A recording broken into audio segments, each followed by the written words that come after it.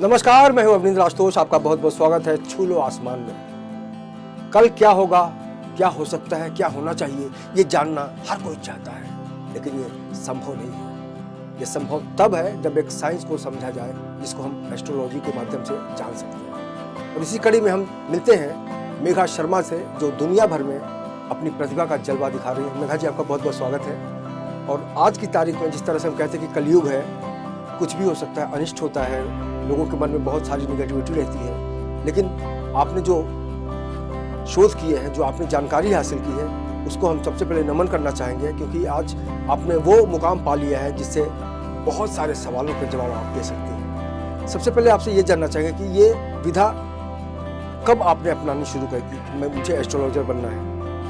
ये मेरा 4th interview आपके साथ में, और बहुत बहुत ग्रैटिट्यूड है कोर ऑफ माय हार्ट कि आपने वापस से मुझे याद किया। मैं सिर्फ इतना बोलना चाहूँगी कि शोध यानी रिसर्च, एस्ट्रोलॉजी एक रिसर्च है जिसे हमने एनर्जी साइंस के साथ जोड़ा।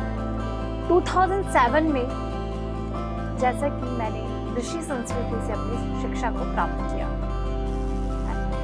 मैं गायत्री पीठ से पास आउट हूँ, तो वहाँ पे मैंने पाम की शिक्षा यानी कि कर्म और प्रधान, मतलब कर्म यानी प्रेजेंट और पास्ट।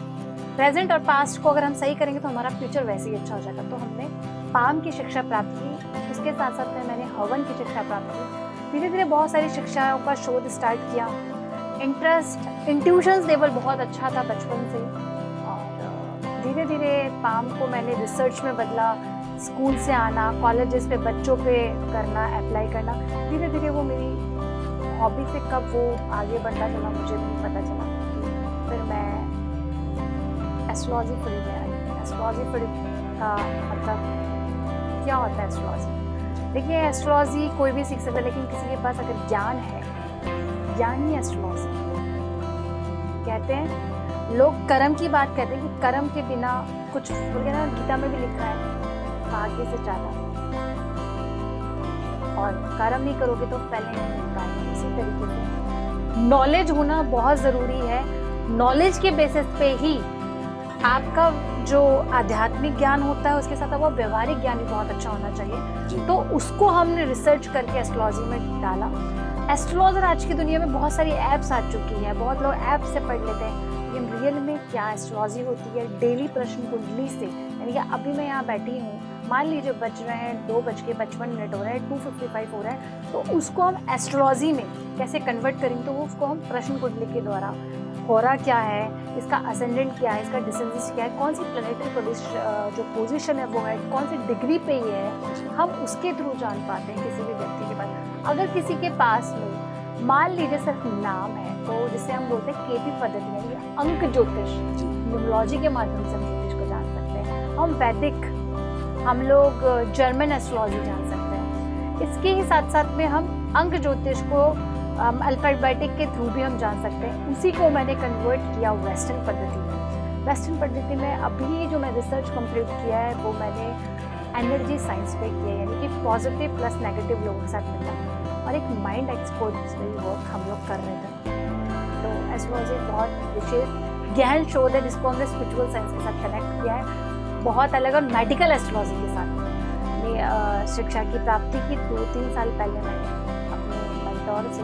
तो क्या होता है एस्ट्रोलॉजी का शोध और किस तरीके से हम उसके ऊपर अल्टरनेटिव मेडिसिन, स्पिरिचुअल साइंस से कनेक्ट कर पाते हैं, अलग अलग दवाइयाँ निकाल पाते हैं कि हमको डायबिटीज़ है, इंसोमिनिया है, हमको फोबिया है, हमको डिप्रेशन है, हमको स्ट्रेस हो रहा है, एंजाइटी हो रहा है, या फिर हम खड़े हुए हैं लेकिन हम खड़े खड़े हमको माइग्रेन का इशू हो रहा है, सबकॉन्शियस माइंड में बहुत सारी चीज़ें चल रही है लेकिन हम उसको एप्लीकेबल नहीं कर पा रहे, क्या हमारे मैग्नेटाइजेशन टूल्स होने चाहिए?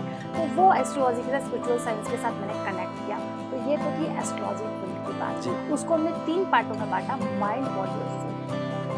तो माइंड के अंदर आ जाता है साइकोलॉजी, एस्ट्रोलॉजी, और अपने जितने भी डॉक्टर्स होते हैं अलग अलग, जिसमें फिजियोथेरेपिस्ट, अपने होम्योपैथिक, एलोपैथिक, आयुर्वेदिक, ये अलग अलग जो पार्ट होता है वो माइंड के चीज़ों से होता है। कलर थेरेपी, और टैरोट कार्ड रीडिंग, ये सब माइंड के ऊपर होता है। बॉडी को किस तरीके से ठीक किया जाता है वो अल्टरनेटिव मेथड से इस पे आता है। इसमें स्पेल वर्ड्स हो गए, कलर वर्ड्स हो गए, एनर्जीज हो गई। एनर्जी वही कहा जाता है कि आँखों से हम लोग सिर्फ आँखों से उसको ऐसा हील कर दो कि ज़रूरत ना पड़े और कुछ जानने की। हाल फिलहाल में मैंने अभी पूना में ही अपनी बैंकॉक यूनिवर्सिटी से रेकी की शिक्षा प्राप्त की है, जो मैंने 5 साल पहले बहुत सुंदर जर्नी रही और I become a grand master.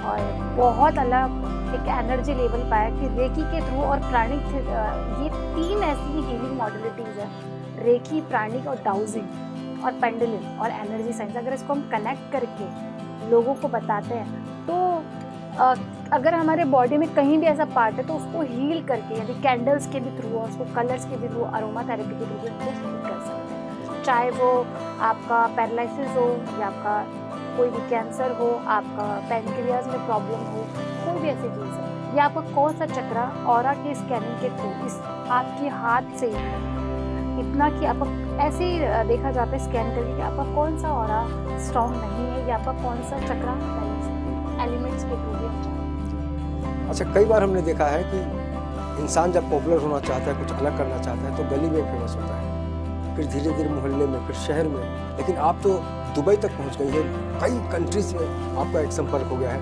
ये कैसे संभव किया आपने? सर मुझे आपको पता है कि शुरुआत कहाँ से, बिग बॉस एक शो आता है जी। और बिग बॉस से मैंने थोड़ी बिग बॉस से बता दूं दर्शकों को कि आपने जो जो कहा था वही हुआ। ये तो 2014 और 15 तक की मेरी जर्नी की जितना मैंने प्रेडिक्शन किया तो बहुत अच्छा रहा बिग बॉस का, और अभी भी काफ़ी लोग जुड़े हैं बिग बॉस प्रेडिक्शन से।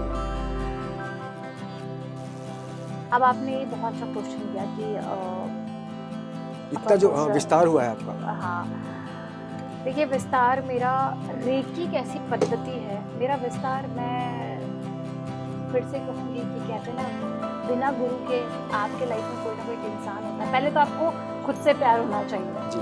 और अगर आपके अंदर कहीं ना कहीं दृढ़ संकल्प है ना, तो भगवान यूनिवर्स एक ऐसी पावर है, आपको ऐसा कनेक्शन देती है कि आप उस व्यक्ति से जुड़ते हो और वो आपकी उनकी दी हुई शिक्षा आपका पूरा वर्ल्ड बदल देती है। जब मैं आपसे मिली थी तब मेरी लाइफ की जर्नी स्टार्ट ही हुई थी, 4-5 साल ही हुए थे। और आप देख लीजिए हम लोग 2016 या 17 में कनेक्ट हुए थे और आज तक कनेक्शन है, ये यूनिवर्सल कनेक्शन है। जब मैं मुंबई आती हूँ आपसे बात होती है 2-3 साल में, कई बार आप जयपुर से भी मिले, कई काफ़ी आपने लगाते हैं। सो मेरी ये जो जर्नी है और ये जो विस्तार इसमें हुआ बहुत अच्छा हुआ, बहुत स्वाद। मैं बता नहीं सकती कि मेरी जर्नी अब कहाँ, मतलब अभी तो इतना सा मुकाम लिया है, अभी तो बहुत दूर बाकी है। अभी तो शुरुआत है, अभी तो काफ़ी कुछ करना है, रिसर्च करना है और हर घर में हर इंसान को ठीक करना है, सबको पॉजिटिविटी बतानी है कि नेगेटिव नहीं होना लाइफ में, कभी हार नहीं माननी चाहिए।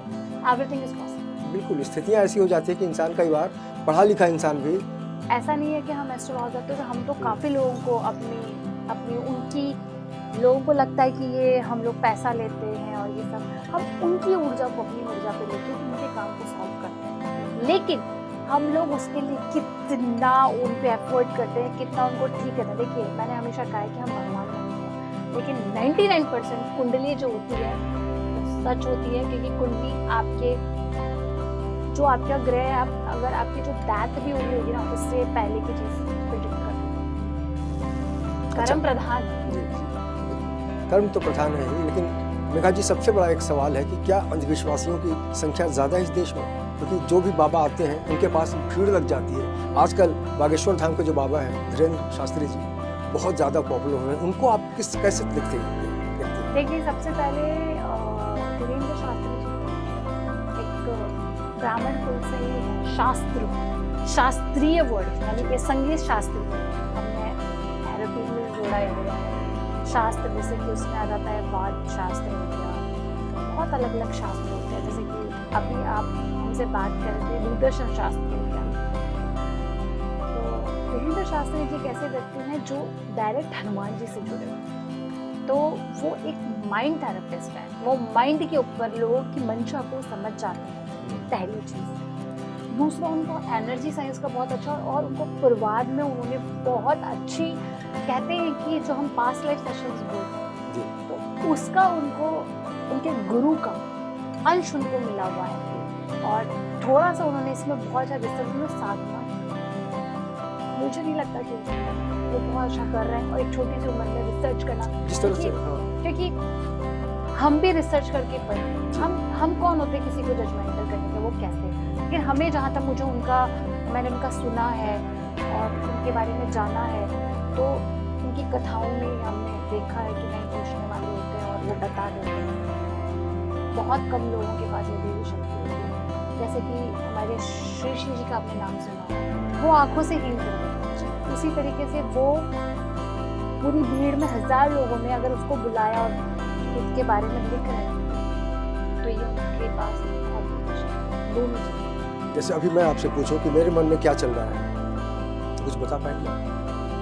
सर, अभी आपके मन में प्रेजेंट में चल रहा है कि आप अभी बहुत टाइम बाद में आप आए हैं, कि थोड़ी सी चीज़ों को हम कैसे बदलें और इसको कैसा जाएगा शो, तो हम इसको और कैसे इम्प्रूव कर सकते हैं, हम उसको किस तरीके से और अच्छा बना सकते हैं, या हमारे स्टूडियो में क्या क्या कमियां रह रही होंगी तो हम उसको बहुत अच्छे से कर पाए, या इंटरव्यू जब लास्ट हो तो बहुत अच्छे से हो। सही जवाब, बिल्कुल सही। और आज की तारीख में बहुत सारे सवाल आते होंगे आपके पास, कुछ सवाल ऐसे बताना चाहेंगे जो वाकई आप इरिटेट भी हो जाती होंगी, लेकिन बताना था सामने वाले को?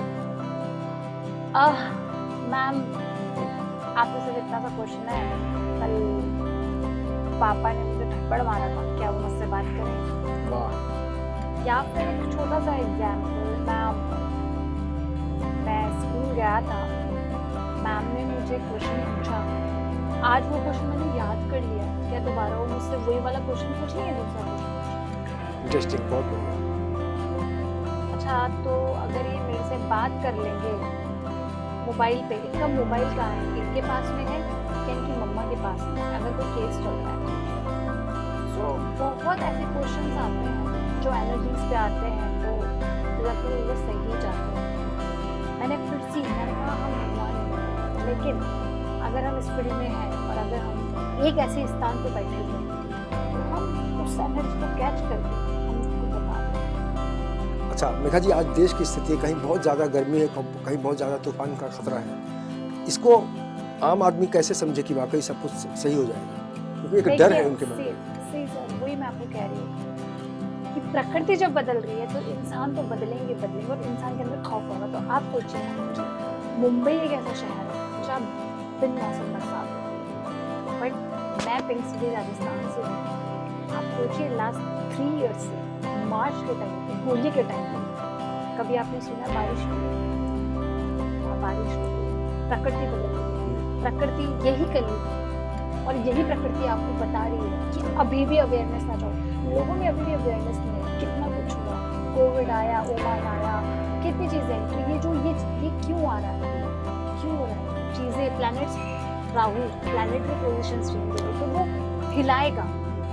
अगर अभी भी हमारी जो एनर्जीज हैं, अपन जो बोलते हैं ना कि सही काम करो, सही ढंग से करो, नहीं करेंगे, प्रकृति आपको ऐसे ही। और ये जो डर बना हुआ लोगों के मन में, डरने वाली कोई बात नहीं, जिसे जाना है वो जाएगा, जिसे रहना वो रहेगा, डर गया सो मरेगा। जाको राखे साइयां मार सके ना। और एक और सवाल बहुत ज़्यादा है कि बहुत सारे लोगों को लगता है कि एस्ट्रोलॉजी वगैरह कुछ है नहीं, कर्म बढ़िया करेंगे तो फल मिलेगा ही अच्छा।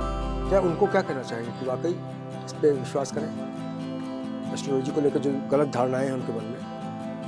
फिर मैं बोलूँगी, नैतिक शास्त्र ने बहुत सालों पहले लिख दिया था कि कोविड आएगा, एक बुक की। राजा महाराजाओं ने सीताराम के लिए या रामचंद्र जी को लिख दिया था कि उनको वनवास जाना है। कृष्ण भगवान के लिए बोला गया था कि आपको बंसरी उन्होंने वृंदावन में बचाई, आगे द्वारका में नहीं बचाई, सिर्फ राधा के लिए बचाई, दोबारा उन्होंने हाथ नहीं उठाया। तो कहने का मतलब ये है, जो एस्ट्रोलॉजी का आपने क्वेश्चन पूछा कि ये जो अंधविश्वास की बात कर रहे हैं, मैंने वही बोला, ये एक एनर्जी साइंस है। अगर इसको आपने समझ लिया तो ये बहुत वास्ट चीज़ें हैं, जैसे डॉक्टर, एस्ट्रोलॉजर और लॉयर। इनको, डॉक्टर को भगवान क्यों कहा जाता है? क्योंकि वो अपना सब कुछ त्याग के उस पेशेंट पे लग जाता है, अगर वो रियल में वो चीज़ें हैं। उसी तरह ये एस्ट्रोलॉजी एक वास्ट है, एक भगवान का दिया हुआ एक ऐसा कृत है जो इंसान के बारे में प्रिडिक्ट करता है। कुछ लोग तो बहुत सालों पहले प्रिडिक्ट कर देते थे।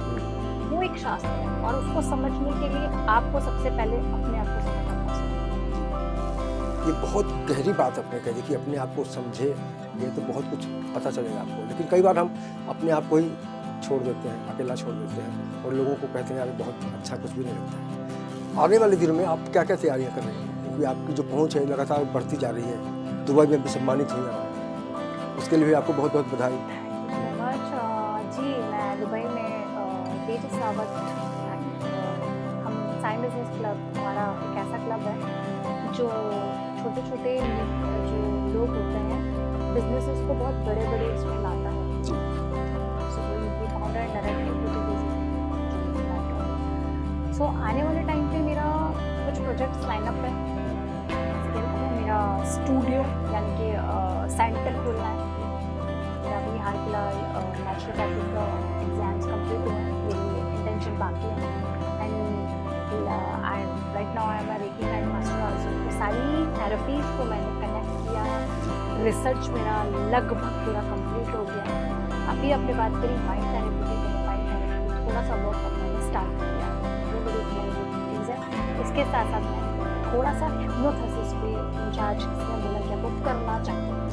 दिस अ वाइड और vast of the spiritual science, not a magic चीज़ पे। बाकी मेरी अभी क्लासेस हैं लाइनअप में कैंडल्स की, और अच्छा एक स्पेल कोर्स में लेके आ रही हूँ। इसके अलावा थोड़ा रिविज़न है रेकी वेकी का, और एक एसेस बार कोर्स है, वो भी मैं भी थोड़ा सा मुंबई में हूँ तो करूँगी। और मेरी वर्कशॉप्स हैं मुंबई में अभी, कॉफ़ी कप रीडिंग्स और टी कप रीडिंग्स की। और बस ये है कि मुझे इसमें ही अपना करियर मुझे बहुत वापस लगता है। और मेरे दादाजी बहुत बड़े एस्ट्रोलॉजर थे। तो बस काम करना है, आगे बढ़ना है और अपने देश को, अपने माता पिता पर अच्छा, हमने एस्ट्रोलॉजी के बारे में सुना कि भविष्य के बारे में लोग जानना चाहते हैं। आपने कहा कि बीमारियों को भी ठीक कर सकते हैं जी। तो अगर वैसे लोग जो बीमार हैं, जिनका कोई इलाज नहीं हो पा रहा है, वो आपसे कांटेक्ट करना चाहें तो कब, कैसे, कहाँ कर सकते हैं, ये भी बताइए। मैं यूट्यूब चैनल पे भी, मेरा मेघा एस्ट्रो काम करके चैनल है, आप उसे सब्सक्राइब कर सकते हैं। इसके अलावा मेघा एस्ट्रो इंस्टाग्राम पे भी, फेसबुक पे भी। मेरा कॉन्टैक्ट नंबर मैं आपको दे दूँगी। इसके अलावा आप लोग मुझे डायरेक्ट व्हाट्सएप पे कर सकते हैं। और अगर मान लीजिए मैं आपसे नहीं मिल पा रही हूँ, तो अगर आपने एक बार मुझे टेक्निक्स, इसको बोलते हैं टेलीपैथी, मन से याद कर लिया, मन से याद कर आपको लिया, एहसास हो जाता है, कहीं ना कहीं से आपका वो चीज़ मेरे पास आएगा, मैं आपको जरूर मिलूंगा। चलिए, हम भी दुआ देते हैं आपको, बहुत बहुत बधाई भी देते हैं कि जिस तरह से आपकी यात्रा बढ़ती जा रही है, इसका प्रसार प्रचार तो होता ही रहे, लेकिन इसका लाभ जो है आम आदमी तक पहुँचे, और यही आपकी मेहनत का फल होगा।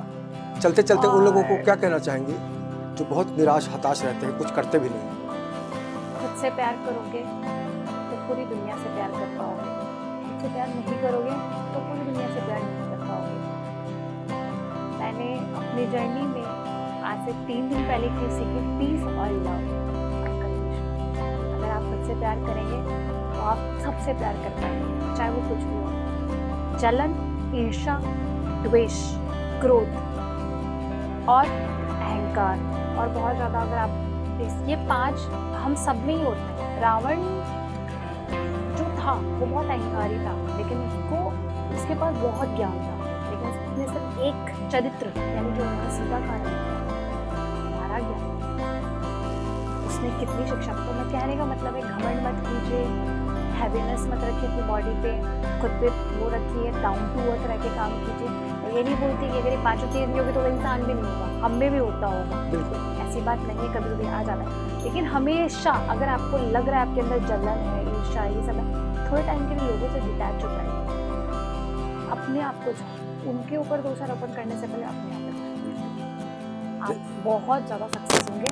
मूल मंत्र है स्वस्थ रहिए, मस्त रहिए और व्यस्त रहिए। बिल्कुल, यानी कहने का मतलब यह है कि कुछ सीधे साधे प्रश्न है, जवाब दीजिए, बस अपनी आत्मा को हिसाब दीजिए। हमसे बात करने के लिए बहुत बहुत शुक्रिया और बहुत बहुत बधाई कि Thank आने you, वाले sir. दिनों में भी आपकी जो प्रतिभा है उसका लाभ दुनिया को मिलता रहे। बहुत बहुत शुक्रिया। तो इस खास पेशकश में इतना ही। बाकी की खबरों के लिए आप देखते रहिए 24 न्यूज़ और मुझे पूरी टीम के साथ दीजिए इजाज़त। नमस्कार।